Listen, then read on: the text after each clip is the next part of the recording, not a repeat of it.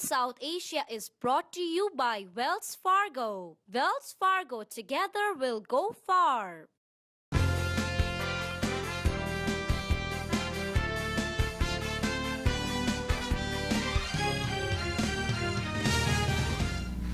Welcome back to Ion South Asia. So Neil, right before the break, we were talking about API, the former president, Dr. Patel. Had donated great amounts to education, and here is API. They're actually growing a lot themselves, the organization. They actually hosted local chapters. They had raised over $1 million to benefit the API organization. Yeah, I think they are doing kind of a road show because API has local chapters which have been normally coming together at the end of the year once a year and working in complete isolation.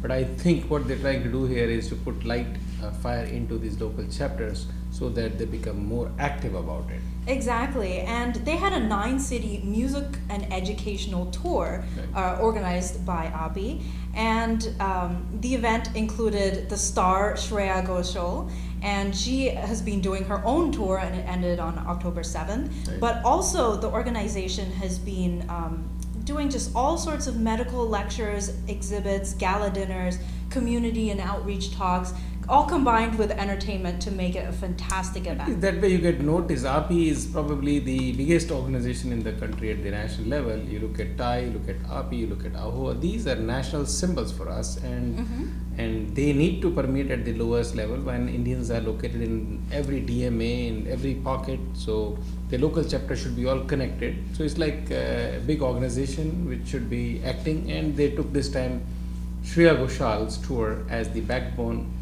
through an entertainment source, which Yes. still, because it appeals, it's a glamorous thing. Exactly. And they did very successfully the tour in the country. Yes, so they raised $1 million, which is excellent for a fundraiser of that size, and congratulations to API. Sure.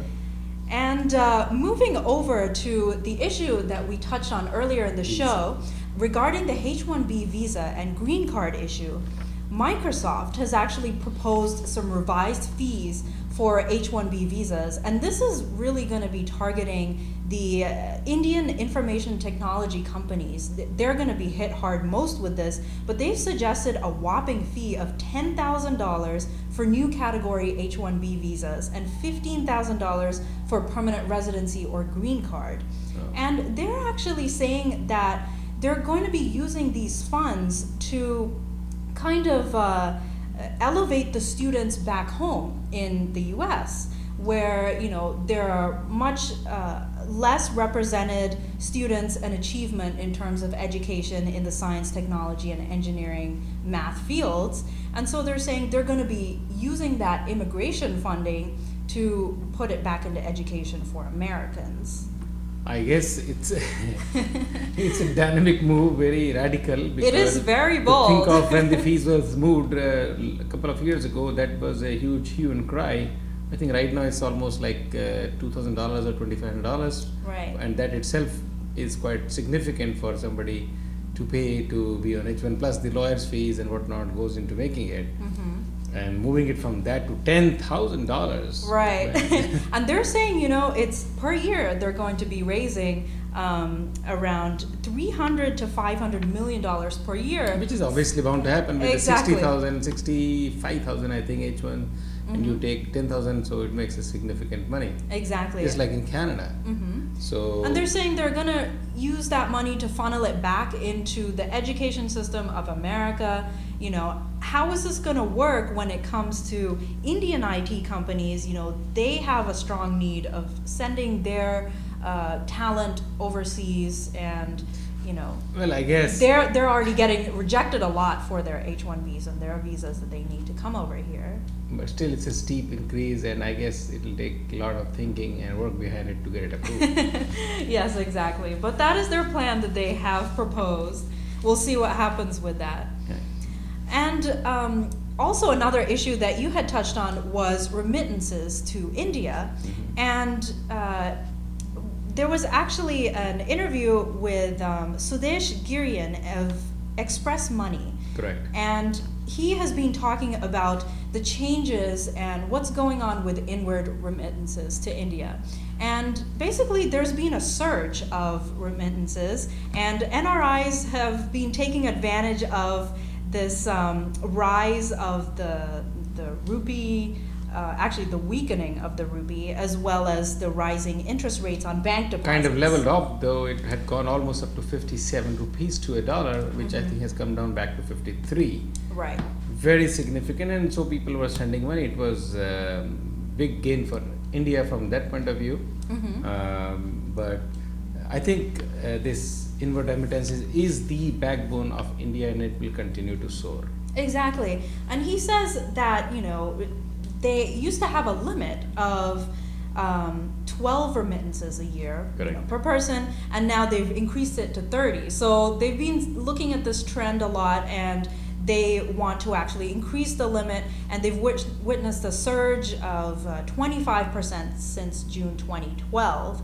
Okay. They're also saying that it's a good way for these remittance companies to formalize their processes. You know, people are taking more formal ways of sending money rather than, you know, informal ways which are risky. There was a hawala, which was one method. Not anymore, I guess. Right. But these days it's very convenient to send money, whether you send it through online, you use all these Western Union, Express, Money Dot, all these organizations, MoneyGram, they all are out there, Zoom, to send money to India. It's very easy. You just have to send it. That's it. Exactly. And because of this increased business and consumer base that they're witnessing, they're actually expanding all over. They're coming closer to the customer, you know, finding so many new You can channels. just go online, link it to your bank account, and Exactly. bang, it's gone. New channels all the time for people to send money. True. And so far, though, it's interesting, you know, there's a flow of money coming from the US to India,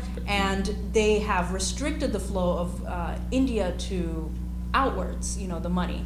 And they've Dollars. restricted it, you know, for specific causes such as tuition fees at foreign universities, medical, travel, stuff like that, you know.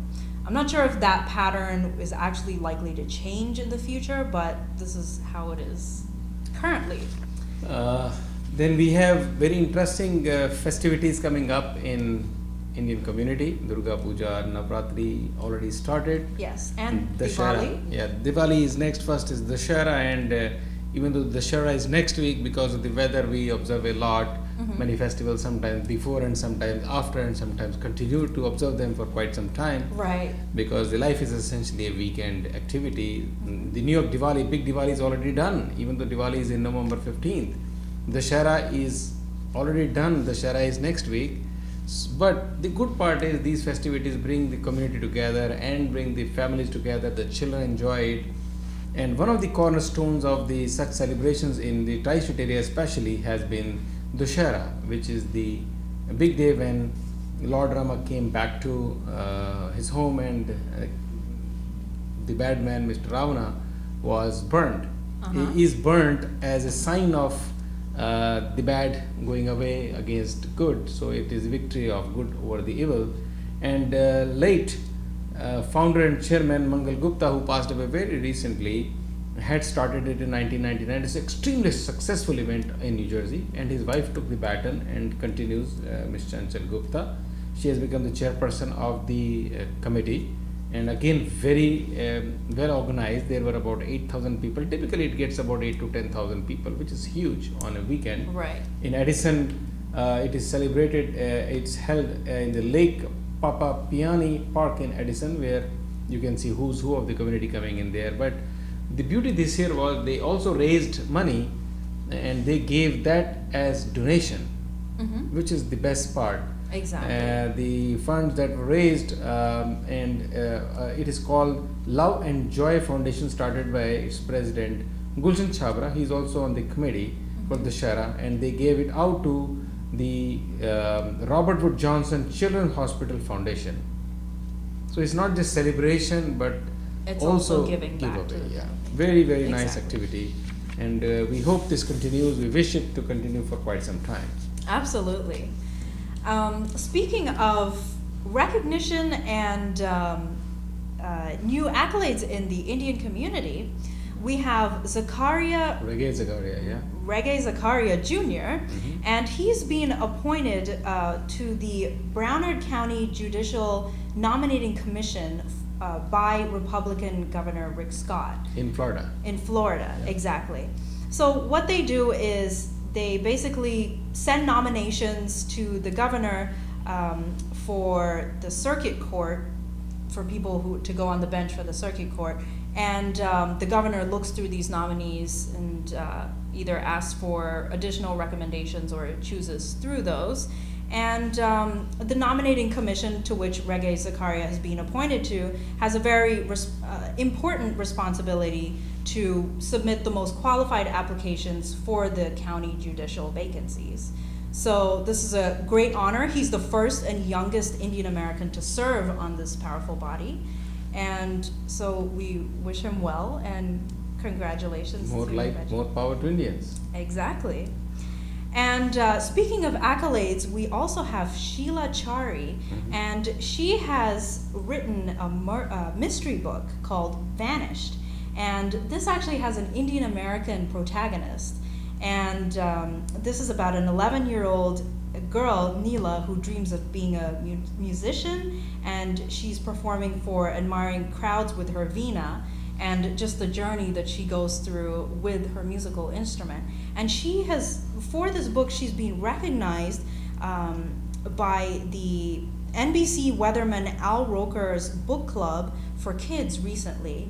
And also she's been, she's recognized in the Edgar Awards as well, which is a huge honor for her. And it's very interesting. She talks about, growing up in the Midwest and reading, books like Secret Garden, Wrinkle in Time, and just growing up with very American culture in literature. And she really wanted to bring in an Indian American angle to her writing, and so I think she's really achieved something great. And as I said, the Roker's Book Club, the Roker chooses about 8 titles a year and invites several children to interview the writer.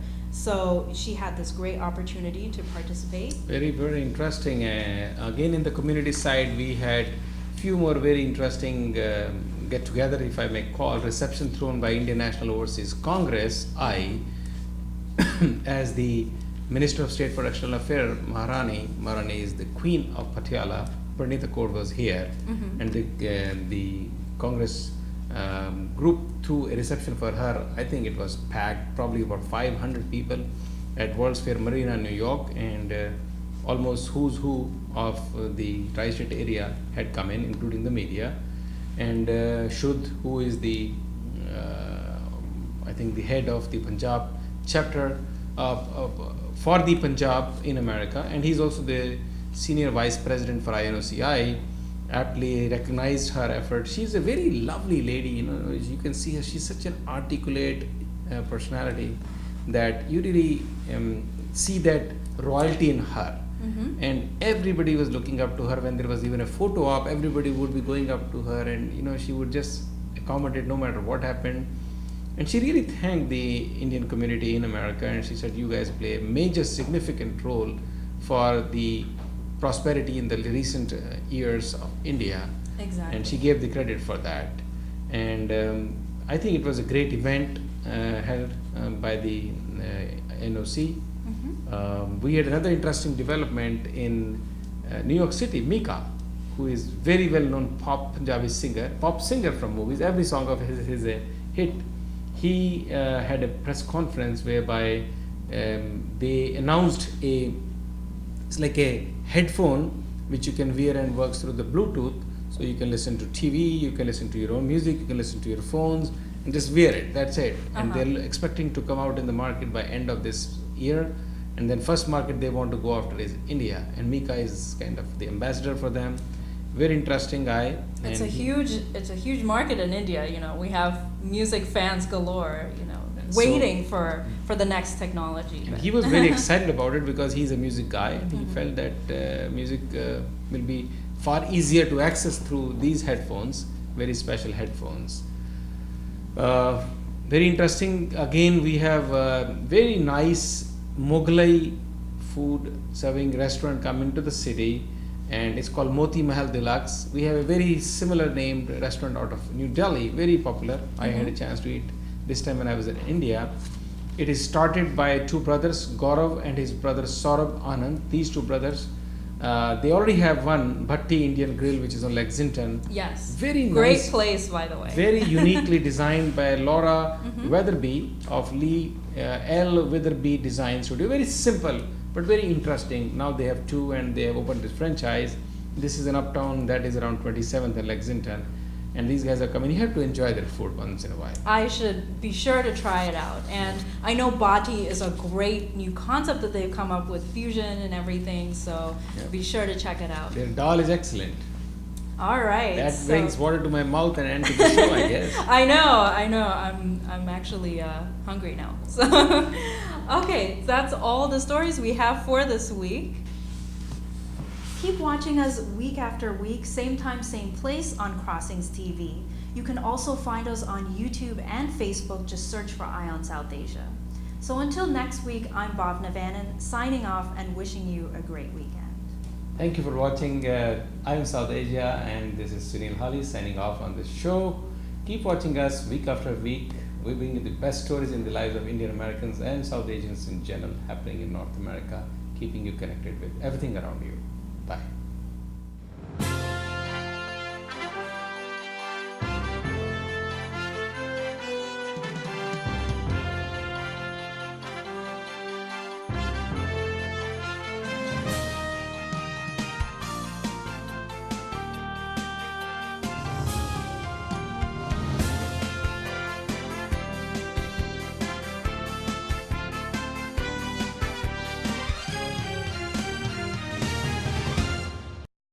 Ion South Asia is brought to you by Wells Fargo. Wells Fargo, together we'll go far.